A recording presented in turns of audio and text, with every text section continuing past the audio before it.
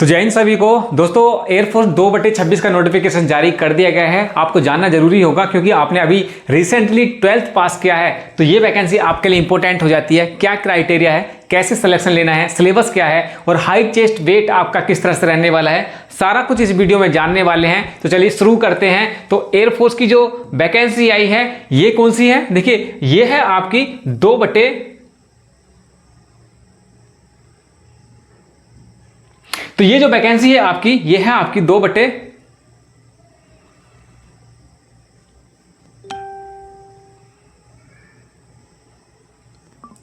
तो वैकेंसी जो है ये नोटिफिकेशन जो जारी किया गया है ये है आपकी वैकेंसी 2/26 वैकेंसी है, क्योंकि दूसरा नोटिफिकेशन है। इससे पहले एक नोटिफिकेशन जारी किया जा चुका है। इसमें क्वालिफिकेशन की बात करें तो क्या रहने वाला है, अगर आपने रिसेंटली 12th किया है और 10+2 किया है, किससे, देखिए मैक्सिमम आपके जो मिनिमम आपके पास जो सब्जेक्ट होने चाहिए, मैथ होना चाहिए, फिजिक्स और इंग्लिश, ये 3 सब्जेक्ट कंपलसरी है। दोनों की वैकेंसी है साइंस बैकग्राउंड से और अदर देन साइंस से, दोनों की है।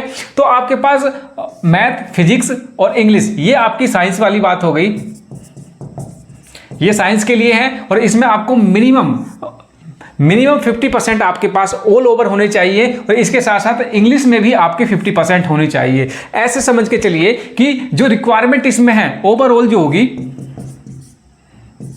ओवरऑल आपके पास 50% आपके पास मार्क्स होने चाहिए सभी सब्जेक्ट को मिलाकर। इसके साथ साथ आपके पास इंग्लिश, अगर इंग्लिश में आपके 49 मार्क्स हैं तो आप इस वैकेंसी को नहीं देख पाएंगे। ये वैकेंसी क्राइटेरिया आपकी क्या है, 50%, मतलब ओवरऑल आपके पास जो सब्जेक्ट है फिजिक्स, केमिस्ट्री, मैथ, जितने भी सब्जेक्ट हैं उनमें आपके पास 50% मार्क्स होने चाहिए। इसके साथ साथ आपके पास जो इंग्लिश होगा, इंग्लिश सब्जेक्ट में भी आपके पास 50% मार्क्स हो तभी होंगे। अगर 49 भी है तो आप इसमें अप्लाई नहीं करेंगे। अगर आपके डिप्लोमा इन इंजीनियरिंग में आपके पास है तो क्या रहने वाला है, 3 years diploma in mechanical, electrical, electronics, automobiles, computer science, ये आपके पास सारा कुछ होने चाहिए। और इसके साथ minimum 50% average marks in 50% in English in diploma course. यहां पर ये बोला गया है कि ओवरऑल तो आपके पास 50% मार्क्स होने चाहिए और इसके साथ साथ इंग्लिश डिप्लोमा में भी आपके पास 50% मार्क्स होना चाहिए। अगर ओवरऑल में समझाऊं तो यही है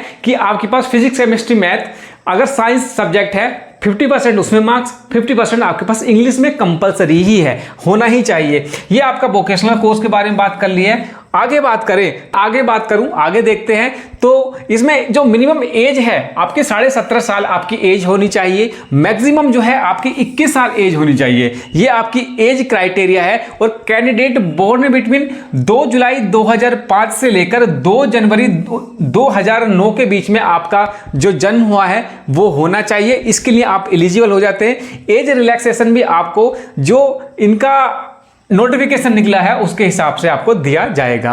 हाइट की बात करूं, अगर आप मेल कैंडिडेट हैं तो 152 सेंटीमीटर, फीमेल कैंडिडेट है 152 सेंटीमीटर, मतलब दोनों ही मेल के लिए और फीमेल के दोनों के लिए इक्वल आपकी हाइट रखी गई है। अगर आप नॉर्थ ईस्ट से आते हैं, हिल एरिया से आते हैं और आपके पास यहाँ पर 147 सेंटीमीटर आपकी यहाँ पर हाइट होगी। कैसे सिलेक्शन प्रोसीजर रहने, सिलेक्शन कैसे लेना है उसके चरणबद्ध तरीके देख लीजिए कि क्या क्या इसमें रहने वाला है। पहले आपका होगा ऑनलाइन रिटन एग्जाम, हो जाएगा। उसके बाद फिजिकल फिटनेस टेस्ट हो जाएगा।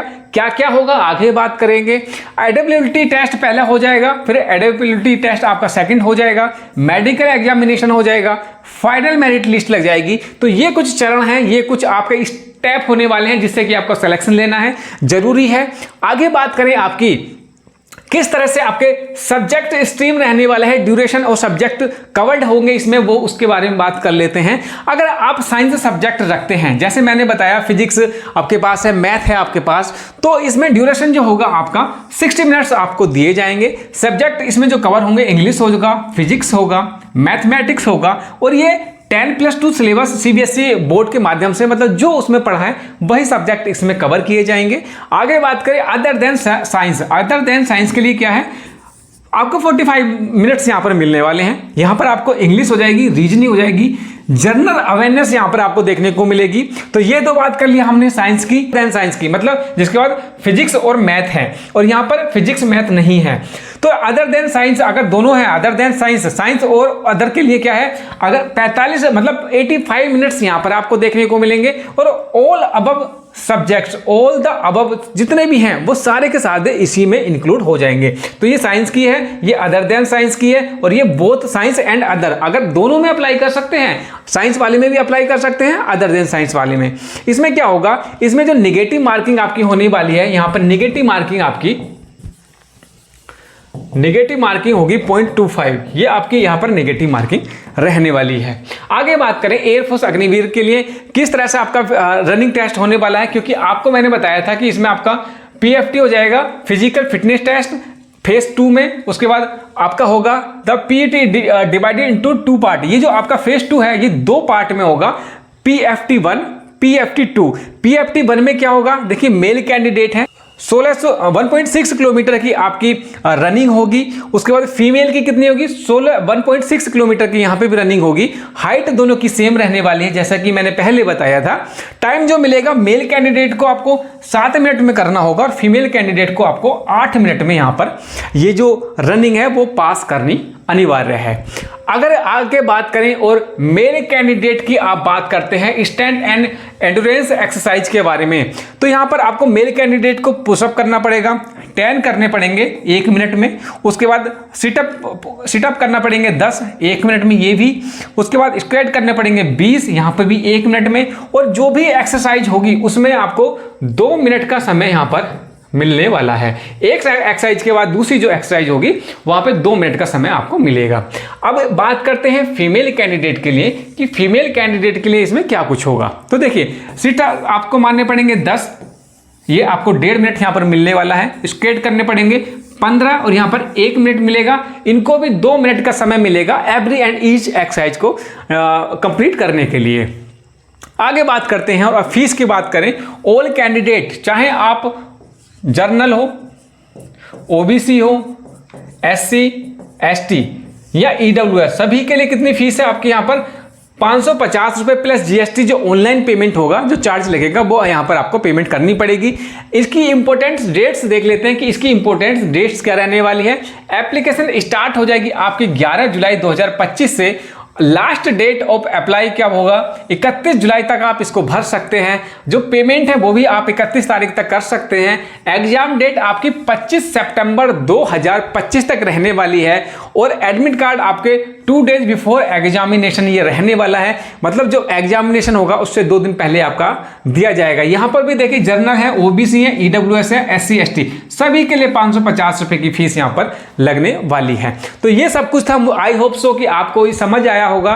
जितना आपको रिक्वायरमेंट है नोटिफिकेशन के अदर देन जितनी उसमें जरूरी इंफॉर्मेशन थी वो मैंने एक जगह लिस्ट करके आपको सर्व करने की कोशिश की है। टोटल ओवरऑल मैंने आपको पैकेज दे दिया है कि भाई इसमें क्या रिक्वायरमेंट है। अगर आपने 12th पास की है अभी और आप करना चाहते हैं एयरफोर्स की नौकरी, तो ये आपके लिए बेहतरीन अपॉर्चुनिटी है। सारा डाटा मैंने कलेक्ट करके आपको प्रोवाइड करा दिया है। टेलीग्राम का लिंक मैंने वीडियो के डिस्क्रिप्शन में दे रखा है, ज्वाइन कर लीजिएगा, जिससे कि ये सारी पीडीएफ या दूसरी अदर देन स्टडी मटेरियल्स मैं वहां पर प्रोवाइड कराता रहता हूं। पंकज फौजी स्टडी ग्रुप के नाम से आप सर्च करेंगे आ जाएगा। तो इस वीडियो को यहीं तक रखते हैं, अगले वीडियो में मिलते हैं, तब तक के लिए जय हिंद।